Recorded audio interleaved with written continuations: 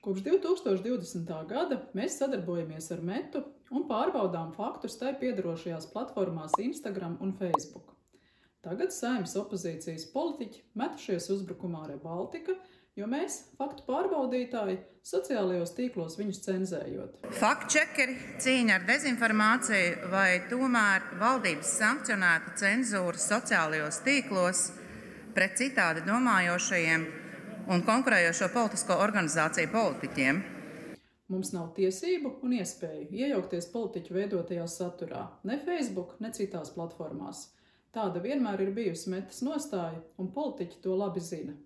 Bet jūs nosūtījāt informāciju pa vienu otru kontu, tad vienu otru politiķu, mani bijuši partijas biedri, kuriem ir bloķēts mēnesi piekļuvu savam kontam sociālajos tīklos. Arī tā nav taisnība.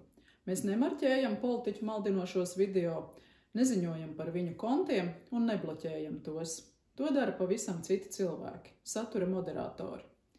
Apvienotā saraksta un Latvija pirmajā vietā deputāti tagad premjerei raksta, ka mēs varbūt esam saistīti ar Facebook satura moderatoriem. Tā nav tiesa. Mums ar Facebook satura moderēšanu nav nekādas saistības. To skaidri pateikusi arī Meta. Nu pat Meta paziņoja, ka pārtrauks sadarbību ar faktu pārbaudītājiem ASV. Tas ir izdevīgi politiķiem, kuri balsis meklē ar meliem un puspatiesībām un sauc to par vārdu brīvību.